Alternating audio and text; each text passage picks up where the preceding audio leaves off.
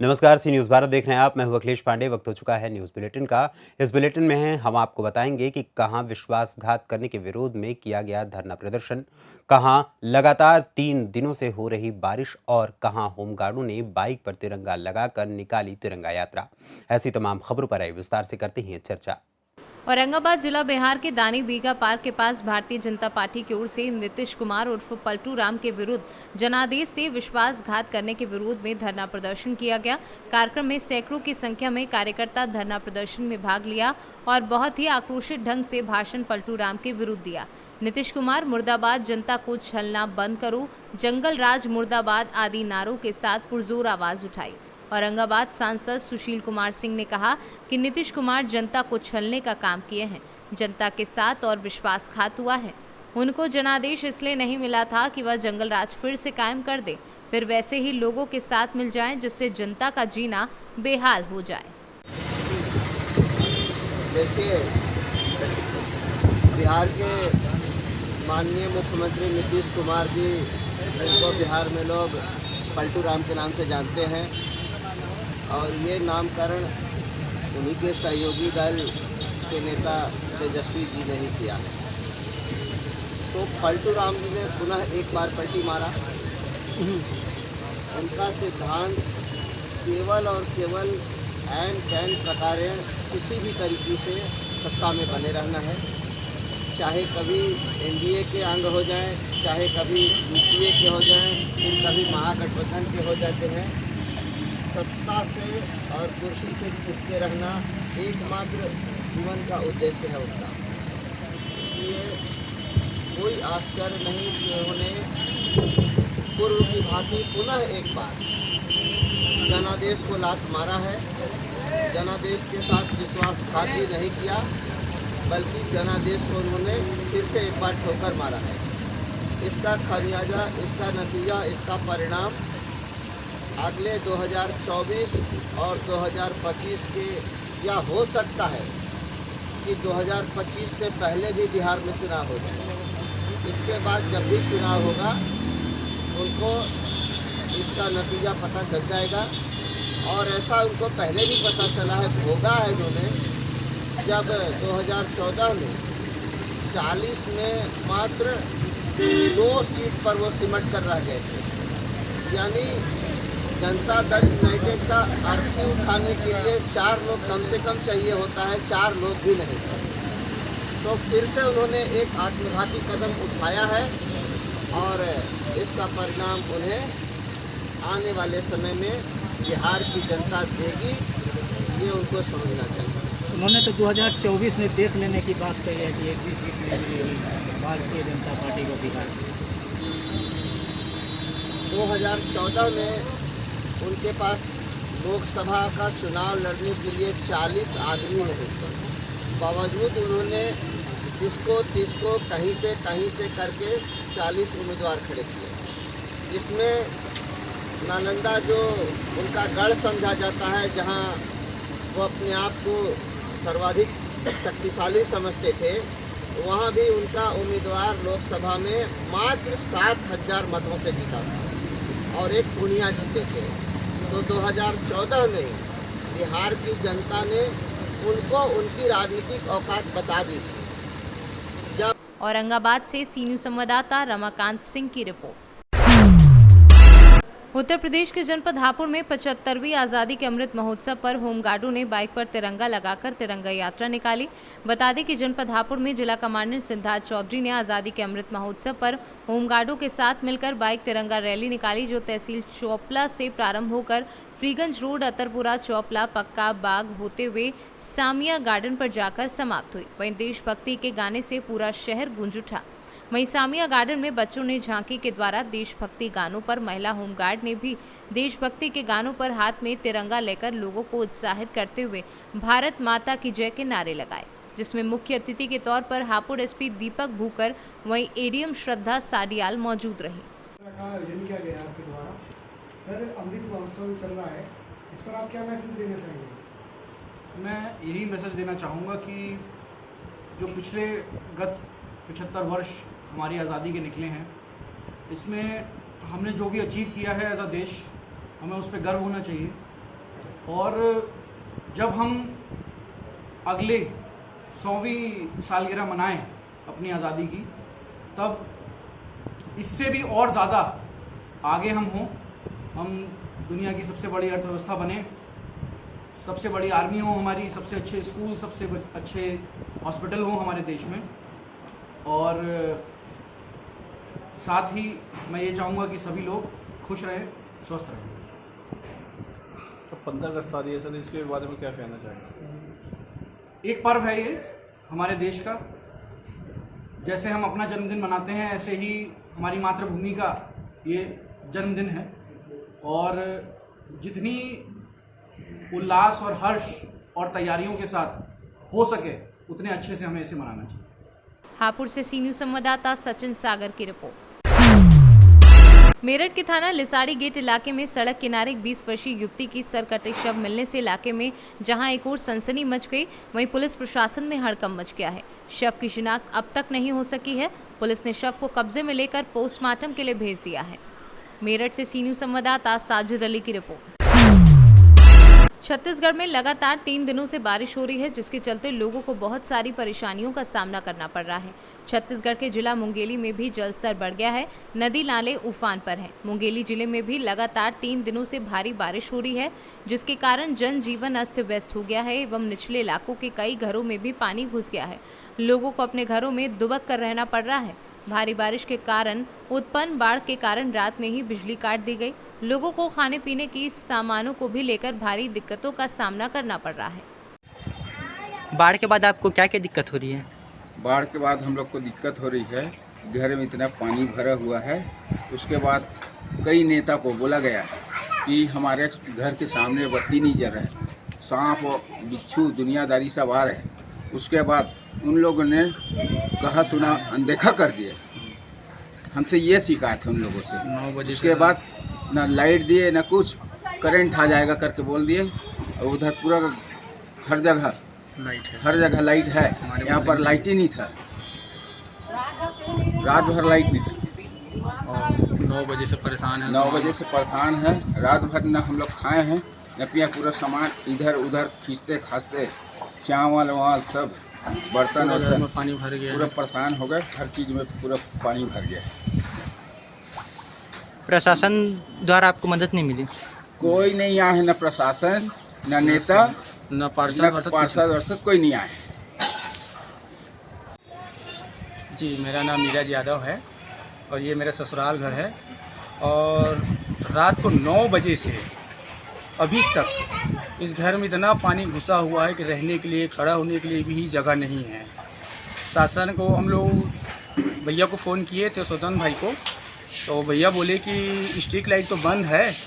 और नगर पालिका वालों से भी बोले तो फ़ोन नहीं उठा रहे थे, बोले और करंट आ जाएगा ऐसे करके बोले। लेकिन 9 बजे से लेकर के अभी तक का हमारे घर में लाइट नहीं है और कोई मदद नहीं मिला है। हम लोग जाए तो जाए कहाँ? अभी भी कमर तक का पानी भरा हुआ है, सांप बिच्छू पैदा हो रहे हैं। खाना पीने के लिए हम लोग कहाँ बनाएंगे? जगह ही नहीं है। इसलिए हमको कोई सहायता मिला ही नहीं है। न ही वार्ड का कोई पार्षद आया है, न ही शहर का, ना तो शहर से कोई वरिष्ठ आदमी लोग आए हैं। फ़ोन करने के लिए तो हम लोग बहुत आदमी को फ़ोन किए, लेकिन उन्होंने बस यही आश्वासन दिया कि ठीक है, हो जाएगा हो जाएगा। अभी तक तो कोई मदद नहीं मिला है, तो हम लोग जाए तो जाए कहाँ? और अभी भी आप देख सकते हैं कितना पानी भरा हुआ है घर में। और क्या है, बिना कॉलम का घर है, कभी भी कुछ भी हो सकता है, भगवान ऐसा ना करे। लेकिन हमको तो अपना सूचना अपने तरीके से तो जैसे भी बना, हम लोग अपन रात में ही व्यवस्था बना लिए थे ऊपर में। और फिर भी अभी तक कोई भी आदमी जानकारी लेने के लिए, देखने के लिए भी नहीं आया। नगर के वरिष्ठ जो आदमी हैं, फ़ोन लगा करके तो हम लोग बहुत किए, लेकिन कोई देखने के लिए नहीं आया है। ऐसे में हमको मदद नहीं मिल रहा था, हम क्या करें? रात में 8 बजे बाहर आने के लिए शुरू हुआ, उसका 9 बजे पूरी हुआ और रात में करीबन 12 बजे सबके मकान के अंदर पानी घुसने से शुरू हो गया। 5-6 मकान है उसमें जो पानी पूरा भर चुके थे। प्लस रात में उसका लाइट बंद हुआ, उसका अभी तक लाइट का व्यवस्था नहीं हुआ है। प्लस खाने होने का किसी के यहाँ, जिसके यहाँ 5-6 जन है उसके यहाँ पानी घुस चुका, उसका भी भोजन का व्यवस्था नहीं किया है। और प्लस अभी जो है हम लोग अपन बैठे हैं, इसी पानी सब खाली कर रहा है मकान से। सब अपने बंदे लोग हैं, अपना भाई लोग खाने पीने का व्यवस्था करवाना चाहिए। 5 फीट जिसके यहाँ पानी जो भी है जो भी शासन के द्वारा जो भी बनता है उसको लाभ देंगे। क्या नाम देते मुंगेली से सीनू संवाददाता अजीत यादव की रिपोर्ट। रायबरेली में आज़ादी के अमृत महोत्सव के कार्यक्रम के अंतर्गत हर घर तिरंगा अभियान को सफल बनाने के लिए होमगार्ड एसोसिएशन के बैनर तले आज़ादी के अमृत महोत्सव कार्यक्रम के अंतर्गत हर घर तिरंगा यात्रा निकालते हुए होमगार्ड कमांडेंट ब्रजेश मिश्रा ने बताया कि ये रैली बचत भवन से चलकर डिग्री कॉलेज, सिविल लाइन, हाथी पार्क, सुपर मार्केट आदि जगहों पर होते हुए आज़ादी के अमृत महोत्सव को सफल बनाने के लिए यात्रा मार्च करते हुए निकलेगी। इस यात्रा का उद्देश्य यही है कि हर घर तिरंगा हो। रायबरेली से सीनू संवाददाता आशीष त्रिपाठी की रिपोर्ट। घने घने जंगल में स्थल माता चकिया का मंदिर है। लाखों लोग माता रानी के दर्शन को आते हैं। कार्यक्रम प्रॉपर दिन होता रहता है। एक ऐसा स्थान है जहां सतियों की देवी मां प्रकट है। इस स्थान पर जो भी मनोकामना होती है वह पूर्ण होती है। बहराइच से सीनू संवाददाता रामसूरत यादव की रिपोर्ट। जनपद हापुड़ में थाना बाबूगढ़ पुलिस ने अंतर्राज्यीय छात्र चोरों के गिरोह के सरगना सहित 5 सदस्यों को गिरफ्तार कर 1.5 दर्जन सनसनीखेज चोरियों का खुलासा किया है। पुलिस ने चोरों के कब्जे से एक कैंटर, 2 बैटरियां, 15 लाख रुपए के सोने चांदी के जेवर, 3 तमंचे व कारतूस तथा गैस कटर, औजार तथा 1,38,000 रुपए नकद बरामद किए हैं। बरामद माल की कीमत करीब 15 लाख रुपए आकी गई है। पुलिस अधीक्षक ने पुलिस टीम को 25,000 रुपए का इनाम देने की घोषणा की है। बाबूगढ़ पुलिस ने गिरफ्तारी की है। कितने लोग इसमें गिरफ्तार हुए, क्या बरामद किए? देखिए, जो बाबूगढ़ पुलिस टीम के द्वारा एक जो चोर का गिरोह, संगठित गिरोह था, उसको गिरफ्तार किया गया है, जिसमें 5 अभियुक्त, जिनका नाम एक का ननुआ जो कि गाजियाबाद जनपद का रहने वाला है, दूसरा इसमें परवेज, अभिषेक उर्फ चावल और आरिफ जो कि हापुड़ जनपद के रहने वाले हैं। इन सबको गिरफ्तार किया गया है और इनके कब्जे से जो बरामद हुआ है चोरी का सामान, लगभग उसकी कीमत है 15 लाख, जिसमें ज्वेलरी भी शामिल है और 1,38,000 रुपये इसमें कैश मिला है। एक कैंटर इनसे बरामद हुआ है जिससे कि ये चोरी की घटनाएं करते थे और जो इससे गैस कटर और अन्य ऐसे उपकरण भी मिले हैं जिनको ये ताला तोड़ने में और शटर काटने में यूज़ करते थे। इनके द्वारा पूछताछ में बताया गया है कि लगभग इनके द्वारा 1.5 दर्जन जो चोरियाँ हैं वो सिंभावली, हाफिजपुर, हापुड़ देहात और बाबूगढ़ थाना क्षेत्र में की गई थी। पिछले वर्ष जो पतंजलि स्टोर में चोरी हुई थी और इस वर्ष जो दीप ज्वेलर्स बाबूगढ़ छावनी में है वहाँ पे भी जो चोरी हुई थी वो घटनाएं भी इनके द्वारा कारित की गई थी और अन्य भी इसमें अन्य क्षेत्रों में भी इनके द्वारा घटनाएं कारित की गई हैं, जिनकी जो डिटेल इन्वेस्टिगेशन में जो फैक्ट्स आएंगे उसके बेसिस पर हम कार्रवाई सुनिश्चित करेंगे। कितने जनपदों में आसपास की सर ये गैंग सक्रिय था? देखिए, ये अभी तक जो सूचना हमें मिली है उसमें हापुड़ जनपद की ही चोरी हमारे संज्ञान में आई है। बाकी अन्य जनपदों में भी इनकी CDR लोकेशन घटना के टाइम पे वहाँ पे ये मौजूद थे या नहीं वो भी हम पता कर रहे हैं और अन्य जनपदों में भी अगर इनके द्वारा कारित की गई तो उसमें भी हम कार्रवाई सुनिश्चित करें। हापुड़ से सीनू संवाददाता सचिन सागर की रिपोर्ट। आज़ादी के 75 वर्ष पूरे होने पर कांग्रेस पार्टी देश भर में आज़ादी का गौरव तिरंगा यात्रा निकाल रही है। इसी कड़ी में कल 13 अगस्त शनिवार को शाम 4 बजे गौरव यात्रा का समापन बालूमाथ बस स्टैंड में किया जाएगा। कार्यक्रम की जानकारी देते हुए कांग्रेस जिला उपाध्यक्ष हाजी मोतियुर रहमान ने बताया कि यात्रा की तैयारी को लेकर मुनीश्वर उराव की अध्यक्षता में शुक्रवार को एक बैठक कर समीक्षा की गई। आगे उन्होंने जानकारी देते हुए बताया कि पुराना बस स्टैंड के पास गौरव यात्रा का समापन किया जाएगा। इस मौके पर झारखंड प्रदेश कांग्रेस के प्रभारी अविनाश पांडे, झारखंड कांग्रेस प्रदेश अध्यक्ष राजेश ठाकुर, राज्य के स्वास्थ्य मंत्री बन्ना गुप्ता व अन्य लोग उपस्थित रहे। बालूमाथ से सीनू संवाददाता मोहम्मद अरबाज की रिपोर्ट।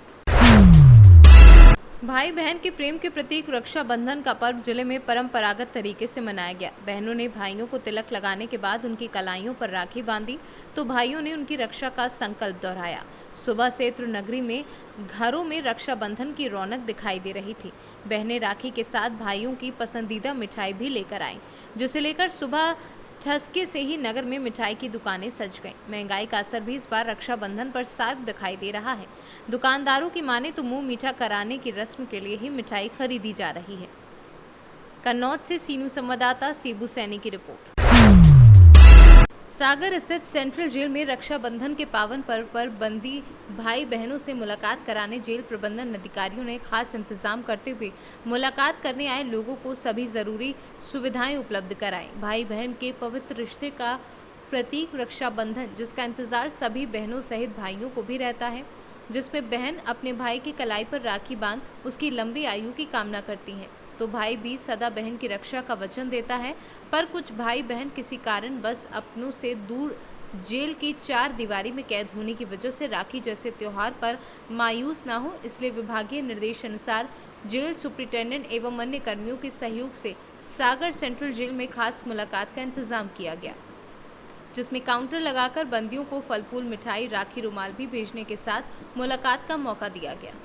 हाँ, प्रतिवर्ष की भांति इस वर्ष जो जेल में बंदी भाई निरुद्ध हैं, उनकी बहनों को रक्षाबंधन के पर्व पर से मुलाकात दी जा रही है। और इस मुलाकात में बंदी भाइयों को भी पूर्व से अवगत करा दिया गया था कि बहनें जब आएंगी तो उनकी सामान्य मुलाकात आपको दी जाएगी, और उसी क्रम में मुलाकात दी जा रही है। और मुलाकात में जो बहनें सामान ला रही हैं वो हमारी कैंटीन से ही हम उपलब्ध करा रहे हैं। उसमें ये निश्चित किया हमने कि आधा किलो मीठा, नारियल और फ्रूट्स दे सकती हैं, और रक्षा सूत्र और अपना रुमाल वगैरह देना चाहती तो दे सकती हैं। तो अभी तक लगभग 150 बंदी भाइयों की मुलाकात हो चुकी है और प्रक्रिया भी चल रही है। और जो बहनें आ रही हैं उनके लिए बाहर व्यवस्था की गई है ताकि किसी प्रकार की दिक्कत परेशानी मुलाकात में ना हो सके। असल मुलाकात आम दिनों की तरह ही हो रही है, तो आज स्पेशल क्या है? आज स्पेशल यह है कि बंदी भाइयों के लिए शासन की तरफ से स्पेशल डाइट रहती है, तो रक्षाबंधन पर्व दी जाती है। और स्पेशल यही है कि बहनों को अपने भाइयों तक राखी पहुंचाने का अवसर दिया गया है। हालांकि शासकीय अवकाश है, लेकिन उसके बाद भी जेल विभाग के द्वारा वरिष्ठ अधिकारियों के निर्देश पर आज मुलाकात व्यवस्था जारी रखी गई है ताकि बहनें अपने भाइयों को रक्षाबंधन सूत्र बांध सकें और रक्षाबंधन त्यौहार मना सकें। सागर से सी न्यूज़ संवाददाता चंद्रेश यादव की रिपोर्ट। फिलहाल के लिए इस न्यूज़ बुलेटिन में इतना ही। देश दुनिया की तमाम खबरों के लिए देखते रहें सी न्यूज़ भारत। हर खबर आपके साथ, आपके हाथ।